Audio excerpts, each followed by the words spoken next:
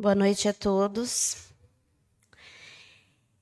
Vamos serenar nossos corações, uns bons pensamentos, pensando em Jesus, pedindo a Ele que todo dia, quando a gente acordar, que Ele dê uma direção para a gente do que fazer naquele dia, para que a gente sempre siga no caminho de Deus. E queria agradecer a todos aqui presentes. Mais uma quinta-feira, Casa Espírita Maria de Nazaré. Que Jesus nos abençoe. Maria cubra nós com seu manto. E hoje nós teremos a nossa amiga Ângela Moraes, que vai palestrar para a gente com grandes ensinamentos. Com você, Ângela.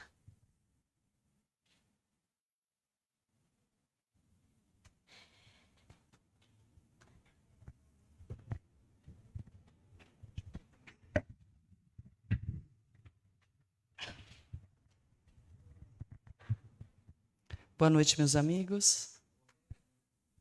Que a paz de Jesus, nosso Mestre amado, esteja em nossos corações. Eu trago hoje um tema que é o poder da oração. E às vezes eu me pergunto, mas eu vou falar de oração de novo? Mas eu sempre penso que nunca é o suficiente nós falarmos sobre a oração. Relembrarmos o poder da oração. Então eu falo a todos os corações que existe uma oração extremamente poderosa e diferenciada. Não é qualquer oração. E nós vamos aprender a fazer essa oração hoje. Não que a gente não saiba, mas também para relembrar. Eu que passo os slides? Então vamos lá. Eu aponto para cá. Antes da gente falar da oração poderosa, eu chamo de receita da oração poderosa, eu acho que nunca é demais lembrar a fala do nosso Mestre Jesus, quando ele disse assim: e eu vos digo, pedi e recebereis, procurai e achareis, batei e a porta se abrirá, pois todo aquele que pede, recebe. Todo aquele que procura, acha. E ao bater, se lhe abrirá. Por que eu destaco a palavra todo? Porque às vezes nós nos entregamos a pensamentos ou sentimentos de que nem pedir a gente merece. A gente acha que a gente não tem, talvez, o mínimo de merecimento para pedir a Deus. E Jesus nos deixou claramente essa fala. Todo aquele que pede, recebe. Não importa o quão fundo nós tenhamos descido no erro. Se nós pedirmos, nós receberemos o auxílio de Deus. Não importa o quão longe a gente se sinta de Deus naquele momento. O quão sozinho a gente se sinta nas nossas dores. Mas se a gente pedir, a gente recebe.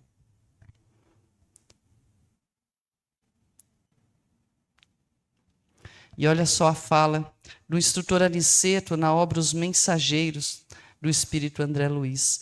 Além de a gente receber a resposta, o auxílio divino para toda a nossa oração, não há prece sem resposta. E às vezes a gente pensa isso, mas parece que ninguém está me ouvindo, parece que a minha prece, minha oração não é escutada. E o instrutor Aniceto diz, não, a sua prece é escutada e ela não fica sem resposta. Toda prece impessoal dirigida às forças supremas do bem, delas recebe resposta imediata, em nome de Deus. Então, sim, a nossa prece é ouvida. E quanto mais nós direcionamos essa prece a Deus, nosso Pai, aos benfeitores elevados, mais a gente recebe rapidamente uma resposta em nome de Deus.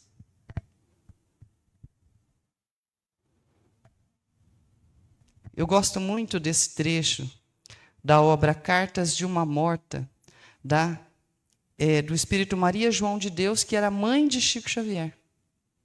E ela foi escrevendo cartas, né, através do Chico, para o próprio Chico, dando informativos de onde ela morava, das suas atividades no plano espiritual. E ela disse que ela trabalhava num departamento que encaminhavam as preces. Olha só que interessante. A gente está falando sobre isso. O serviço nunca acaba, né? Até o serviço burocrático do lado de lá também tem. Mas olha só, a nossa especialidade é examinar as preces dos seres terrenos, acudindo às casas de oração, ou qualquer lugar onde há um espírito que pede e sofre. Qualquer casa de oração. Toda casa de oração. Independente da sua denominação.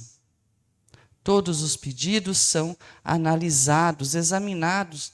E qualquer outro lugar onde haja um ser humano que peça e que sofra. E quando nós falamos qualquer lugar, nós falamos qualquer lugar do plano físico, qualquer lugar do plano espiritual. Em qualquer plano da existência humana, se nós pedirmos, Deus irá nos ouvir e a nossa prece será examinada, para que eles possam providenciar o auxílio de que precisamos. Até as orações das crianças são tomadas em consideração. Qualquer pedido, qualquer súplica tem sua anotação particular. Então veja que as nossas preces são ouvidas e são encaminhadas.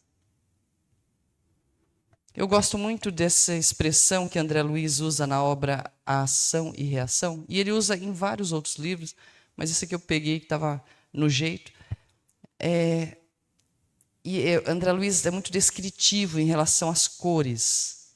E eu acho incrível que ele, contando a história de um irmão, né, na obra Ação e Reação, e esse irmão estava passando por uma provação assim, de uma dor dilacerante para ele, mas uma dor assim de rasgar mesmo o coração. Obrigada.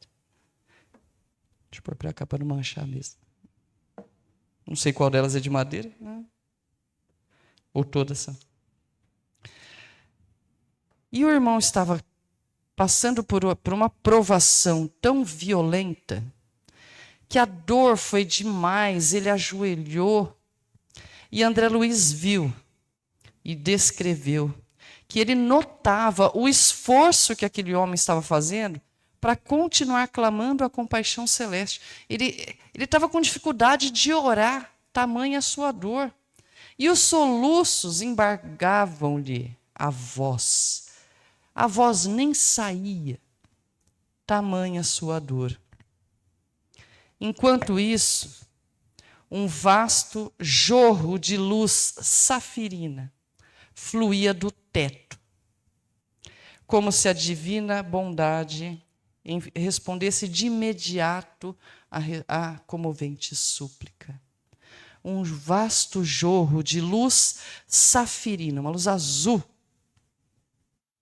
do teto de uma residência como a nossa casa, casa de oração, ou na rua, ou nas ruínas por onde a gente possa andar no plano espiritual. A força magnética da oração chega para nós.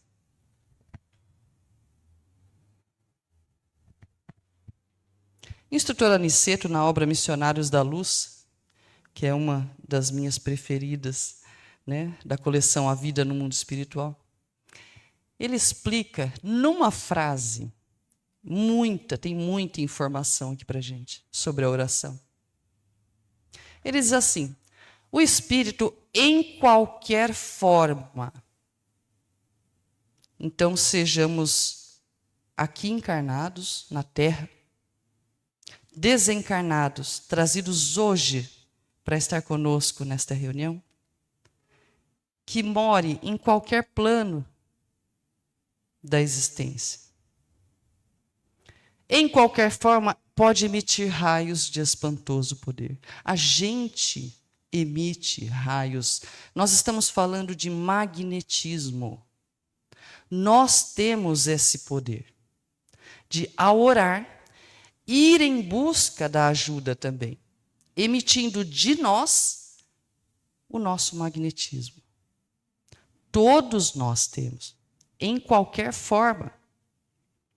Os raios divinos expedidos por essa oração santificadora convertem-se em cooperação eficiente e definitiva. Eu preciso lançar os meus raios em busca de Deus para que chegue até mim a cura que eu preciso. A cura do corpo. Quantos casos nós conhecemos? E a própria ciência humana já cataloga isso, de que a oração, aquele que ora, o tratamento funciona melhor. Sara mais rápido. Quando nós expedimos os raios magnéticos em busca da cura, a cura vem mais rapidamente. O remédio faz efeito mais rápido. O tratamento funciona melhor. Na renovação da alma, quantas vezes que a gente percebe em o homem velho que a gente quer mudar aqueles hábitos que nos derrubam ainda mais. A gente quer deixar de cometer os mesmos erros que a gente ainda comete. E a gente não se sente com forças suficientes para mudar. Então a gente pode pedir em oração: Senhor, me ajude a renovar a minha alma, porque sozinho eu não estou conseguindo. E quando eu emito esse raio poderoso que vai em busca de Deus, eu recebo de Deus a resposta imediata. E a iluminação da consciência. Porque nós sofremos muitas vezes e nós não sabemos por quê. A gente não consegue ter uma clareza, muitas das vezes, de quais foram as sementes que nós plantamos lá atrás e que nos trazem a dor de hoje. Não nos lembramos dos erros do passado e ainda assim hoje lidamos com as consequências deles, no escuro. Muitas vezes a própria dor nos sufoca, num tanto que a gente não consegue enxergar por onde começar esse processo de mudança. E é aí que a gente pode emitir o nosso raio poderoso, magnético, e ir em busca da divina bondade e perguntar para Deus: Senhor, me ajuda a enxergar o que eu tenho que fazer, por onde começar, aonde que eu estou errando tanto? Quais são as sombras que tem dentro de mim que me arrastam ainda para o erro, para o crime? E a oração tem esse espantoso poder. Eu acho incrível que o próprio instrutor Aniceto, que mora em nosso lar, que faz trabalhos incríveis nas regiões do umbral, junto com as suas equipes de resgate, que conhece a mecânica de fluidos de magnetismo, de tantas ferramentas que existem no mundo espiritual mais desenvolvido, que a gente ainda não tem acesso aqui. Ele conhece muito. E ele diz que a oração, a nossa oração básica do dia a dia, emite raios de espantoso poder. Então a gente subestima muitas vezes o poder da oração e desta conexão que a gente pode estabelecer com a divina bondade. Na obra Sexo e Destino, de André Luiz, tem um trechinho que eu gosto muito. Essas ilustrações aqui são da internet, tá, gente? Não está no livro, não. Tem uma outra que eu mandei fazer, aí eu vou falar. Mas essas aqui não. Mas ela ilustra tão bem o trecho, que eu achei assim que perfeito. André Luiz está acompanhando o caso de uma família. E não vou entrar na problemática da família, vocês leiam um livro para saber, não vou dar spoiler. Mas o fato é que André observou, né, o personagem chama-se Nemésio, e a esposa dele, que eu não me lembro o nome dela, André observou que a esposa do Nemésio mantinha o hábito da oração. O que é o hábito da oração? É aquela oração, não necessariamente no momento de dor, como daquele nosso irmão, né, em um sufocamento. Aquele hábito. Sabe aquela oração da noite? Obrigada, Senhor, por tudo que hoje me foi possível. Pelas oportunidades, pelo aprendizado, pela abundância, pela saúde, pelo entendimento, pela paz que hoje teve, ou se houve desentendimento por não ter sido pior, e por aí vai. Aquela oração da manhã, obrigada, Senhor, por mais um dia, esteja comigo, Senhor, bora lá, bora viver, o Senhor esteja comigo. A esposa de Nemésio mantinha o hábito da oração. Olha que interessante. Imunizava-se espiritualmente por si. Ela não precisava pedir que alguém externo viesse lhe fazer uma limpeza energética, ou, fecha meu campo, né, aquela coisa, fecha o corpo, ou tal. O hábito da oração criava uma couraça fluídica em torno da esposa do Nemésio. O hábito da oração faz com que a nossa atmosfera fluídica se expanda de uma forma luminosa. E isso blinda contra os ataques de todo tipo de interações que nós temos no dia a dia. Repelia sem esforço quaisquer formas de pensamento, de sentido aviltante, que lhe fossem arremessadas. Mas ninguém fica arremessando forma pensamento na gente. Fica. E a gente arremessa nos outros também, sem perceber. Sabe aquela história do olho gordo?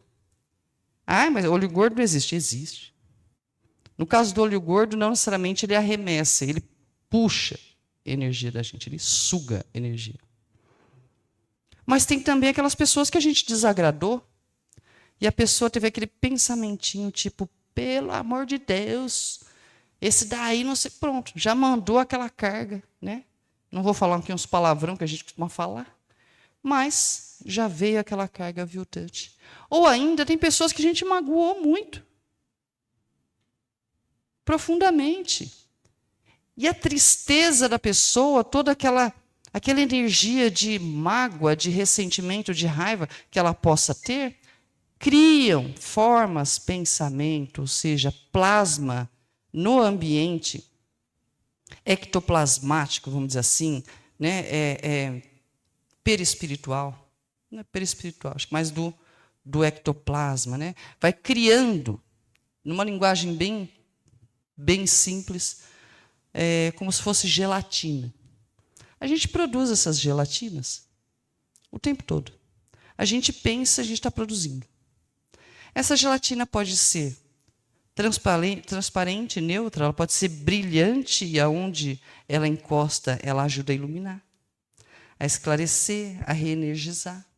E ela pode ser densa, pesada, e aonde ela encosta, ela suga energia. Porém, com o hábito da oração, a esposa do Nemésio repelia sem dificuldade qualquer forma pensamento de sentido aviltante, né? Uma forma mais agressiva para com ela. Então, olha de quantas formas a oração é extremamente poderosa. Tem mais. Essa ilustração eu mandei fazer. Tem um amigo que trabalhava, né, que trabalha ainda com ilustrações, e tem uma cena nos Mensageiros. Eu sou absolutamente apaixonada por esse livro, em que André Luiz ele está numa expedição que vai vir à Terra. Então ele é um estagiário, ele não, né, ele ainda está assistindo o grupo de trabalho e aprendendo e narrando para nós, né? E o grupo de trabalho, antes de chegar à Terra para fazer o trabalho que tinha que ser feito aqui, eles estagiam por não lembro se era alguns dias, num posto de atendimento da irmã Ismália. E aquele posto de atendimento acolhia os irmãos que dormem. Vocês já ouviram falar disso? Os irmãos que dormem, eles, depois do desencarne, se mantêm num estado de auto-hipnose. Ou seja, eles mesmos, né, o espírito deles não permite que eles despertem. Alguns por crença de que morreu, acabou, e ele se sente naquele sono conturbado, mas ele também não se permite levantar, acordar, né? Mas a grande maioria é pela culpa, pelos erros duros que cometeram e têm consciência disso. E com medo das consequências, se mantém no estado de pesadelo. Preferem estar num pesadelo do que despertar e arcar com as consequências das suas atitudes. E revivem esse pesadelo milhares de vezes, como se isso fosse menos dolorido do que levantar. Mas o medo é muito grande. Então, esse estado de auto-hipnose faz com que o espírito fique nessa situação. Opa! E eles podem demorar séculos nesse estágio. E o André Luiz, muito observador, né, quando a irmã Ismália levou ele e o grupo para conhecer esse pavilhão, havia centenas de irmãos, mais de 100, então era muito grande o lugar. E ela foi explicando tudo isso, né? E André, inclusive, ele ausculta, né? Ele vai, chega perto do irmão para tentar entender o que está acontecendo dentro, né, no psiquismo, e ele enxerga as lutas internas de um de outro. E ele narra essa parte muito chocado, ele ficou, do quanto os irmãos estão assim, cadaverizados, sabe? Extremamente judiados mesmo, como ele chama de zumbi, como se fosse um zumbi. Pedindo perdão pela expressão, mas ele fala, é como se fosse isso. Tamanha a situação deplorável desses irmãos. E a única maneira de acordar esses irmãos é através da prece. Irmã Ismália explica que a única maneira de fazer com que esses irmãos saiam daquela auto-hipnose é dar um choque magnético.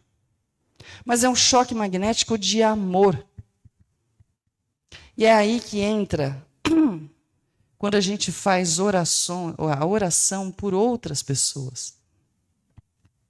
E André Luiz, então, observa que o trabalho ali consiste da seguinte forma. Todo dia tem um horário pela manhã e um horário no final da tarde lá, em que todos os trabalhadores daquele posto de atendimento, que também eram muitos, fazem um círculo em volta daquele salão, com todos aqueles irmãos dormindo. E eles começam a oração. A oração da irmã Ismália é tão maravilhosa que eu trouxe um pedacinho para vocês ficarem com vontade de ler o resto depois lá no livro. E conforme essa oração vai sendo compartilhada com todos ali, oferecendo o melhor de si, e isso me parece muito com o trabalho de irradiação que a gente faz na reunião mediúnica. André Luiz observa que de cada um dos trabalhadores, primeiro ele percebe uma chuva, como se tivesse pequenas neves assim caindo, né, fluídicas, sobre todos ali. Do teto da instituição começa aquela chuvinha magnética vindo, atendendo à oração da irmã Ismália. E ele vê que os irmãos que dormem não conseguem absorver o magnetismo do alto. Mas os irmãos trabalhadores, sim. E aí, naquele esforço de oração, cada trabalhador produz, ele narra que nasce do plexo solar de cada trabalhador ali, um globo energético, magnético, né? Uma bolinha de energia. E esses globos iam para os irmãos que dormem. E aí sim eram absorvidos pelos irmãos. André observou que cada trabalhador produzia esses globos em quantidade e intensidade diferente. Uns mais, outros menos. E ele próprio, André, ficou feliz que pelo menos ele viu que uma bolinhazinha, uma luzinha apareceu no dele. E havia trabalhadores que nem isso. Trabalhadores até. Foi quando ele foi perguntar, né, para poder entender, e o irmão instrutor explicou para ele. Na prece, olha que importante isso, nós encontramos a produção avançada de elementos força. Ela chamou de elementos força. Eles chegam da providência em quantidade igual para todos, mas cada espírito tem uma capacidade diferente para receber. Essa capacidade é a conquista individual para o mais alto. E é aí que quando a gente pensa em merecimento, aí sim faz diferença na oração. Se a gente pede ajuda, não existe necessidade de merecimento. Se a gente pede ajuda, a gente está sendo ouvido por Deus em qualquer plano, em qualquer momento. Mas se eu quero pedir ajuda para alguém que eu amo, aí as minhas qualidades de elevação vão fazer diferença. Então, se eu tenho um familiar no hospital, alguém que eu amo, alguém querido, e eu quero ajudar muito essa pessoa, o quanto eu vou conseguir ceder de elementos força para ela, vai depender do quanto de virtudes eu já consegui conquistar. E não se trata de merecimento. Eu sou bastante resistente com essa meritocracia. Se trata de condição fluídica. Condição vibratória. Quanto mais elevado o nosso sentimento, mais elevada a nossa vibração, maior a capacidade de produção de elemento força. É quase científico, vamos dizer assim. Mas naquele contexto, o que importou foi ver o trabalho maravilhoso do grupo. Não importa se a irmã Ismália produzia muitos elementos força com a sua maravilhosa elevação, e outros trabalhadores mais novatos produziam um pouquinho ou quase nada, mas a força do grupo, juntando todos esses elementos força e colocando à disposição dos irmãos, acabavam por despertar 2 ou 3, com sorte, né, no dia. E eram muitos. Ah, mas é um trabalho que não tem fim, porque todo dia chegava novos. É. Mas faz parte da elevação aceitar o trabalho pelo prazer de servir, sem, esperar simplesmente que ele acabe. E olha que frase, gente, para a gente levar na nossa alma. Como Deus socorre o homem pelo homem e atende a alma pela alma, cada um de nós somente poderá auxiliar os semelhantes e colaborar com o Senhor com as qualidades de elevação já conquistadas na vida. Eu gosto disso. O homem pelo homem e atende a alma pela alma. Às vezes a gente não aceita a ajuda de alguém e está esperando a ajuda de Deus. Deus está ajudando através de alguém. Então, a todos os irmãos, eu peço licença aos irmãos encarnados agora para falar com os irmãos desencarnados. A todos os irmãos aqui que receberem uma proposta de auxílio através de um ser humano como você, aceita. Porque Deus atende o homem pelo homem e a alma pela alma. É sinal de que o auxílio chegou. Ou a hora da dor chegou a hora de acabar. Quando nós fazemos a prece em família, uma coisa incrível acontece. Lá nos Mensageiros também, o instrutor Aniceto explica. Toda vez que se ora num lar, prepara-se a melhoria do ambiente doméstico. Ele está falando sobre o evangelho no lar, tá? Que ele chama de culto. O culto familiar do evangelho não é tão só um curso de iluminação interior, não é só um momento para a gente aprender mais sobre o evangelho. Mas também é um processo avançado de defesa exterior pelas claridades espirituais que acende em torno. André Luiz traz em muitos momentos essa narrativa de que a luz se acende sobre a pessoa. E não é no sentido figurativo. Ela é material. Ela é tão material que tem um trecho de Joana de Ângeles que ela explica que quando a família mora num apartamento, num prédio de apartamento, se tem uma família lá no meio que ora devotadamente, a luz que se faz para ela se faz para todos do prédio.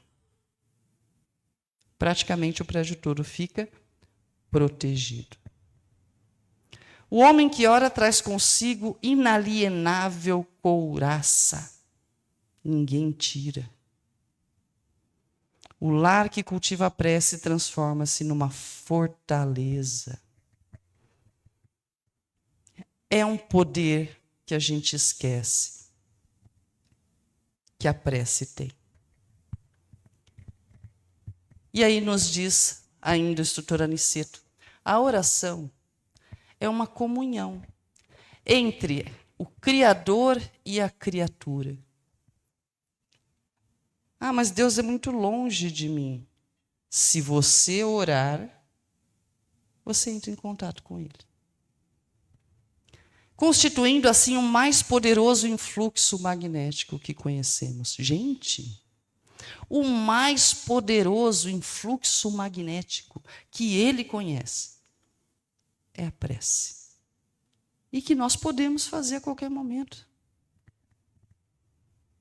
Há orações, aqui Maria João de Deus explicando, lá no setor dela. Há orações sublimes que se elevam da terra até o nosso distrito, mas são tão puras que atravessam as nossas regiões como jatos de luz, buscando esferas ainda mais altas e mais elevadas do que a nossa. Então, existem orações cuja força magnética é muito mais poderosa do que outras. E é sobre isso que a gente vai entender um pouco. Mas como assim? Lá no Entre a Terra e o Céu, tem uma explicação excelente de André Luiz, que diz que a prece tem ligação instantânea no intercâmbio mental. Ok? Então a gente vai fazer um intercâmbio com o plano espiritual.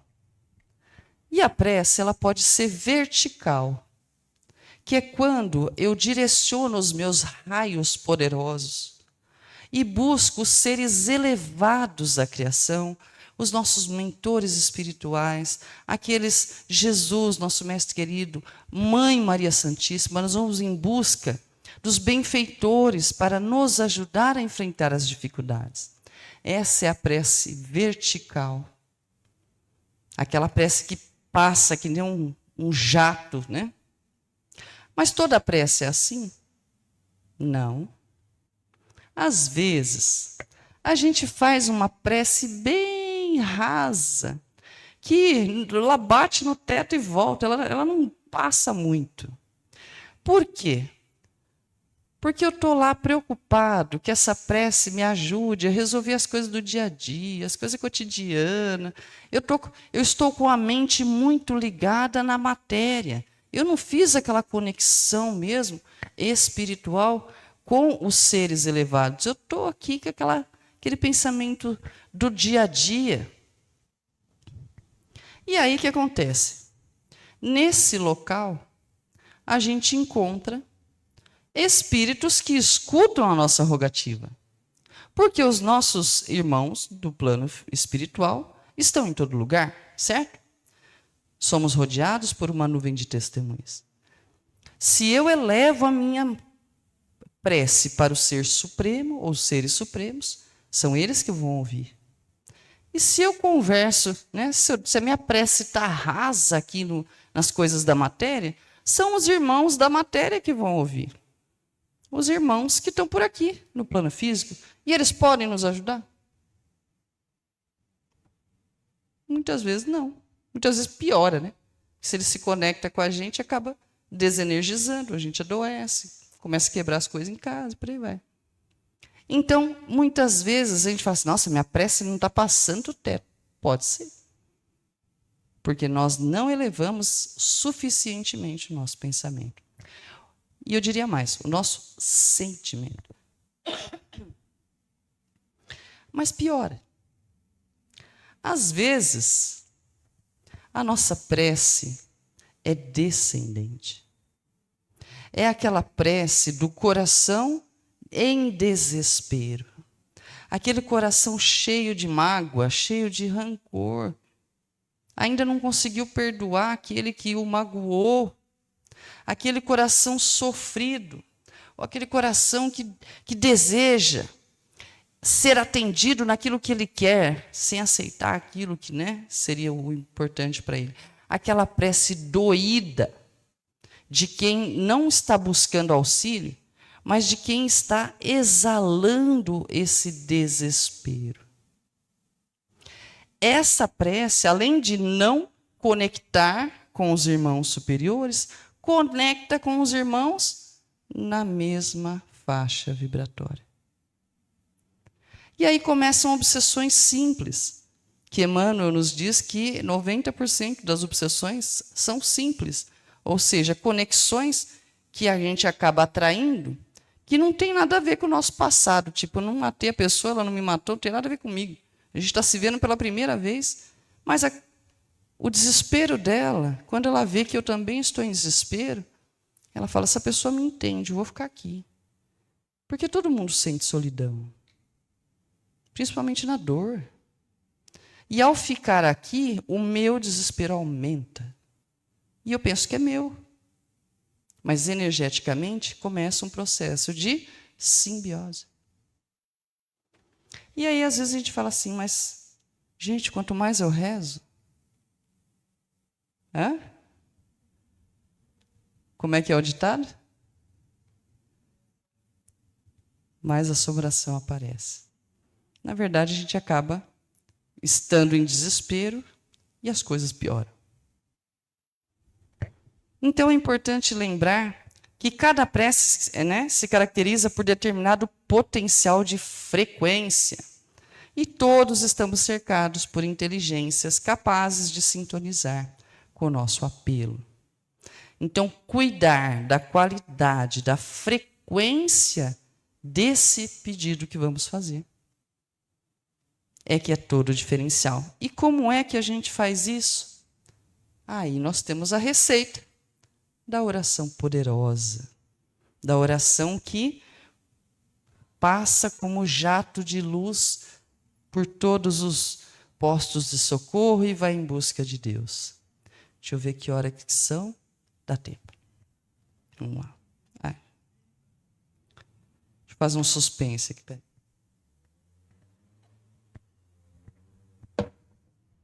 Opa. Existe uma receita para a gente ter essa oração que é poderosa fluidicamente falando, magneticamente falando.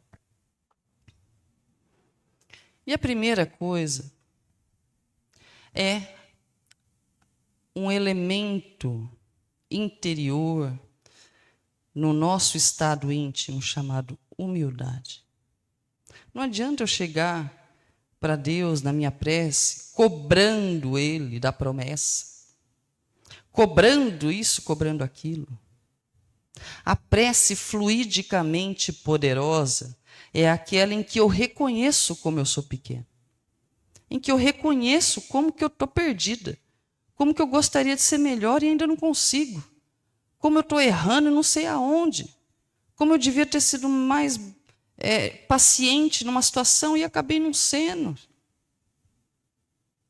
A humildade que nos ensinou Jesus ao lavar o pé dos seus discípulos é justamente para nos mostrar que a humildade faz com que fluidicamente a nossa frequência se expanda. É um elemento fundamental.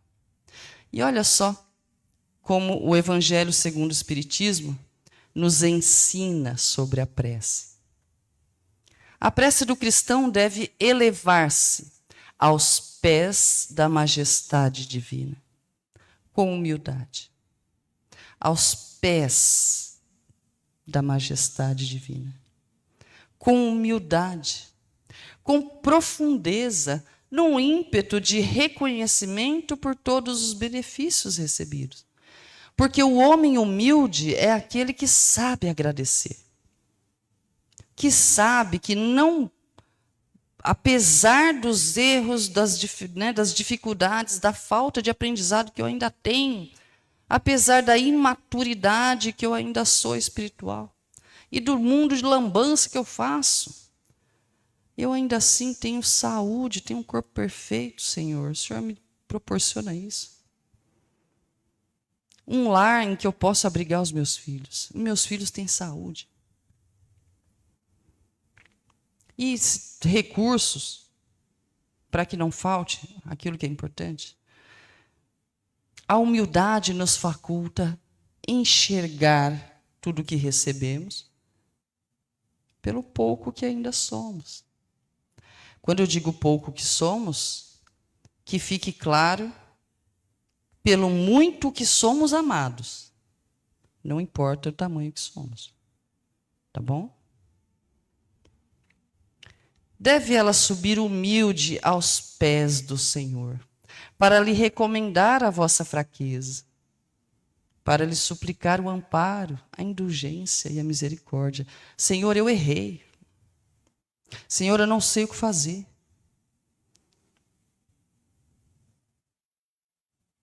A prece com humildade ganha poder magnético. Onde vibra o sentimento sincero e elevado, aí se abre um caminho para a proteção de Deus, nos explica André Luiz. Um sentimento sincero. Não adianta a gente fingir, né, que é humilde e não estar realmente abrindo o coração. Gente, na oração, entre nós e Deus, que não tem ninguém vendo, se não tem lugar mais seguro para a gente mostrar o quanto a gente precisa de ajuda para melhorar, que outro lugar será esse? Dentro do nosso coração. Mas tem que ajoelhar, né? Tem que ir aos pés do Criador, precisa ajoelhar? Não necessariamente, Joana de Ângeles nos diz, não necessariamente fisicamente, mas é uma maneira, né?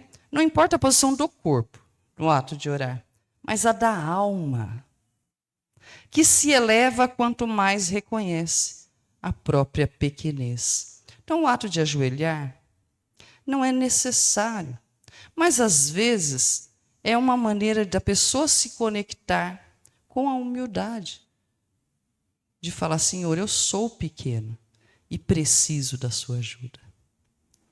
Então precisa? Não precisa, mas a alma precisa.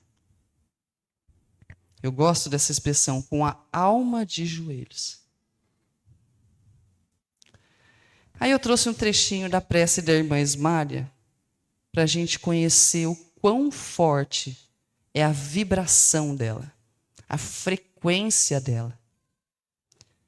E ela diz assim: nós, Senhor, que aqui vos rogamos, naquela prece para os irmãos que dormem, fomos leprosos espirituais, cegos do entendimento, paralíticos da vontade, filhos pródigos do vosso amor.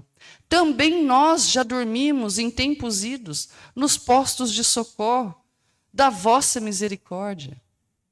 Nós que hoje somos trabalhadores aqui, somos simples devedores, ansiosos também por resgatar os nossos débitos.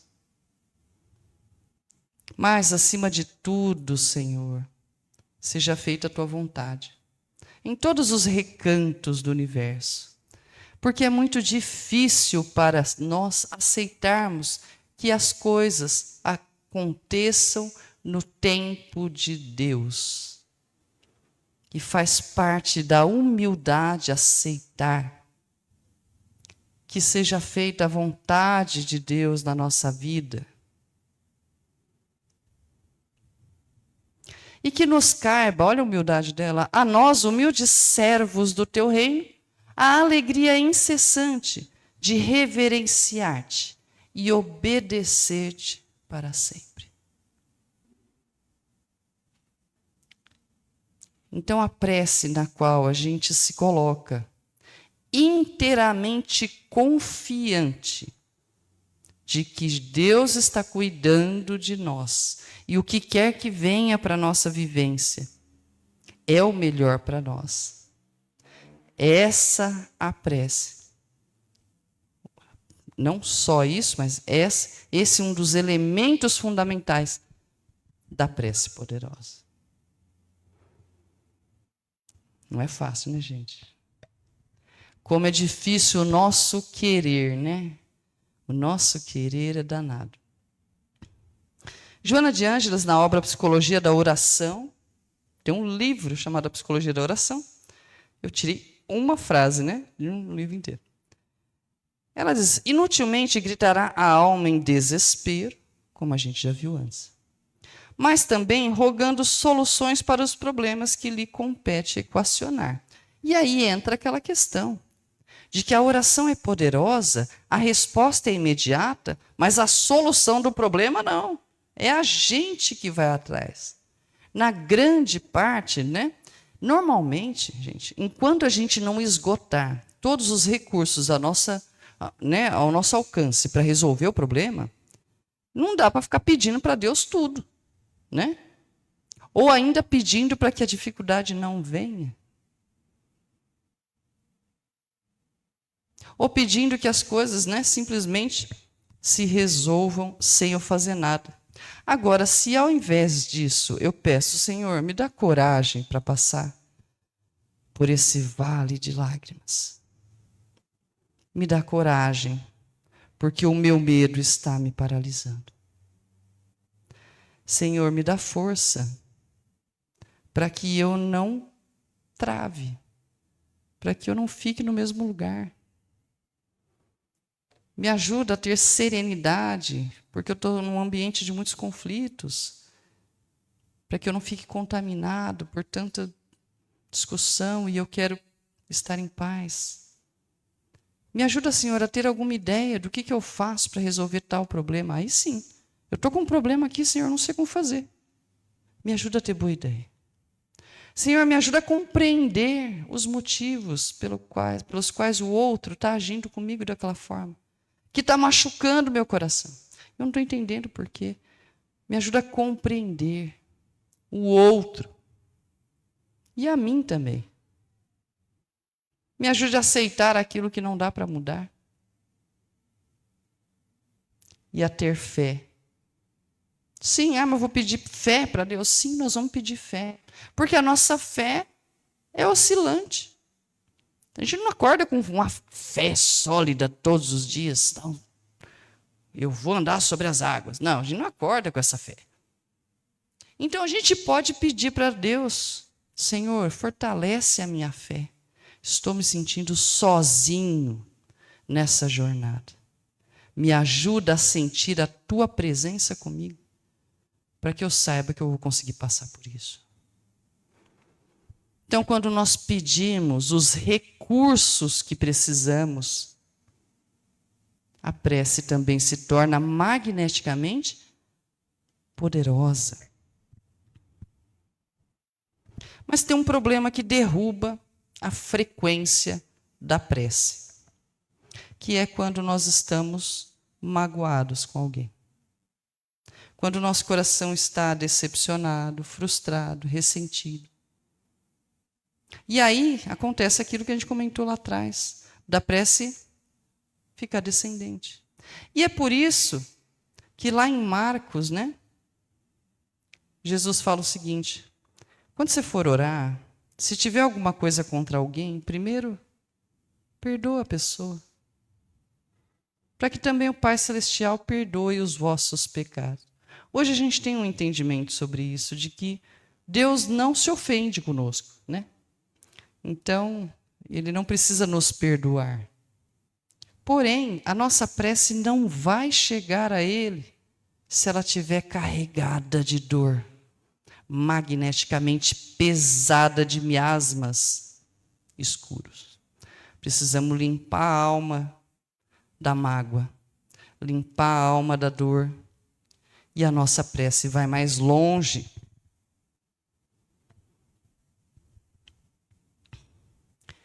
Bem, também nosso mestre explica o seguinte sobre a oração: vigiem e orem para que não caiam em tentação. O espírito está pronto, mas a carne é fraca. O espírito está pronto para transcender, mas a carne é fraca significa que quando estamos encarnados, é muito mais difícil a gente ter essa conexão.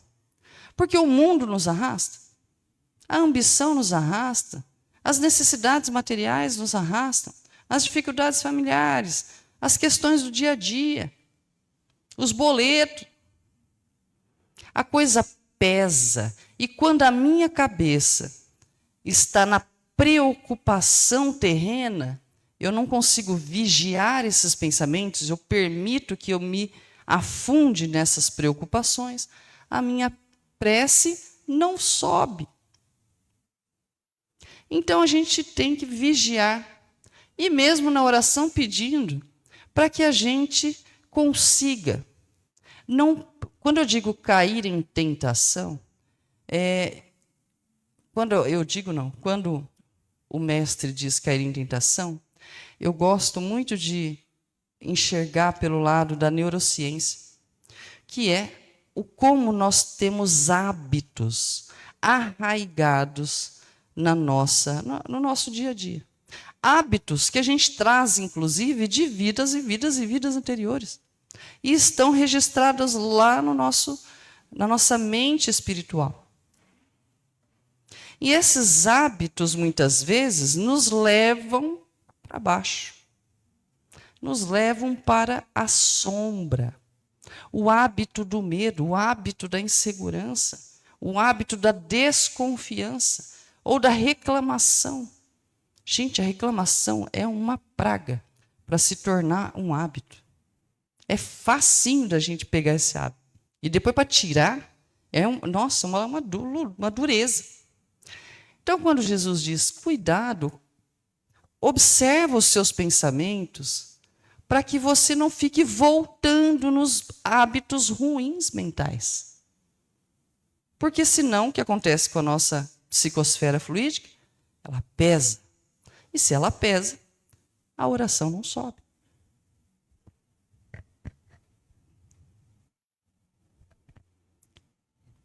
E aí eu achei incrível que uma prece do instrutor Alexandre, lá na obra Os Mensageiros, eu pensei, gente, se o instrutor Alexandre fala um negócio desse, que dirá nós, né? Que dirá eu. E ele fala assim: Senhor, arranca-nos do coração as raízes do mal. Liberta-nos dos desejos inferiores. Porque nós todos temos o mal dentro de nós. Senão, não estaríamos aqui. Não estaríamos. O que é o processo evolutivo? Senão ir diminuindo o mal que há em nós e aumentando o bem que há em nós. E aí eu vou traduzir bem e mal pelo seguinte prisma. O bem é aquilo que traz consequências boas para nós. E o mal é aquilo que traz consequências dolorosas para nós e para o outro. O próprio instrutor Alexandre, na sua humildade, reconhece que ele tem ainda desejos inferiores no seu coração. Como todos nós temos. E ele pede ajuda para isso, para arrancar essas raízes. Dá-nos o equilíbrio da tua lei. Apaga o incêndio das paixões que por vezes irrompe ainda no âmago dos nossos sentimentos. Então veja que um instrutor do plano espiritual, de nosso lar, com muito conhecimento, muito mais equilíbrio e conexão do que o que a gente está acostumado aqui, também luta para que a saudade que ele sente de alguém não trave, não o congele. O medo que alguém que ele ama esteja em sofrimento supremo não o congele. E por aí vai. E o instrutor Silas, na obra Ação e Reação, um trechinho da prece dele diz assim: Senhor, ó Pai, infunde-nos coragem para que as nossas fraquezas sejam esquecidas. Inflama em nosso espírito o entusiasmo santo para o bem, para que o mal não nos apague os bons propósitos. Ele está dizendo o seguinte: Senhor, que o mal que há em mim não me impeça de fazer o bem. Porque ainda nós temos o mal em nós. Tudo bem. Mas que isso não seja um impeditivo para fazer o bem. Não importa o tamanho do comprometimento que a gente tenha, eu ainda posso fazer o bem para alguém. E é isso que torna a nossa oração muito poderosa. Então, reunindo aqui os elementos, a receita da oração fluidicamente poderosa, é aquela oração humilde, em que nós realmente abrimos o coração de uma forma muito sincera, sabendo da nossa pequenez, mas também sabendo que somos muito amados, independente do tamanho. Aquela em que nos colocamos num modo de resignação, porque temos dificuldades a passar, sim, mas que tenhamos força, pedindo isso, pedindo recursos, pedindo coragem, força. Precisamos tirar a mágoa do nosso coração, para que essa oração seja mais eficiente. Precisamos perdoar o outro e perdoar a nós mesmos. Precisamos perdoar a nós mesmos. Eu gostaria que cada um levasse hoje, desta noite, esta frase. Precisamos perdoar a nós mesmos. Pedindo força contra os males do mundo, sim, mas principalmente contra os males que a gente mesmo ainda tem. e pedindo força contra as tentações da vida na carne, porque vamos sofrer os arrastamentos, estamos aqui para isso. Mas a oração pode nos ajudar a escolher melhores caminhos. Escolhemos todos os minutos, a cada minuto a gente faz uma escolha. Que possamos fazer escolhas que nos ajude a evitar os arrastamentos da vida material. Alguém reconhece essa receita? Para finalizar, vamos ver se vai funcionar. Eu vou pedir para uma pessoa muito especial fazer a oração para nós. Deixa eu ver se vai dar. Será que eu consigo dar o play aqui? Não, é um vídeo.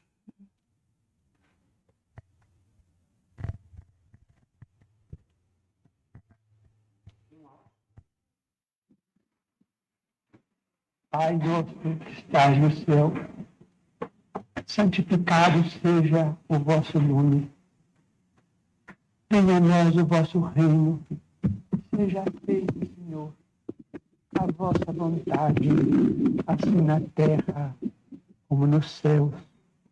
O pão nosso de cada dia, dai-nos hoje, Senhor.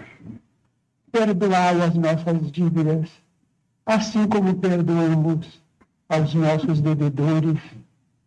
Não nos deixeis, Senhor, cair em tentação, mas livrai-nos do mal, porque é vosso são o poder, a majestade, a glória, o amor e a bênção, para sempre assim seja. Muito obrigado. O poder, a majestade, a glória, o amor e a bênção para sempre. Que assim seja e que Jesus nos abençoe.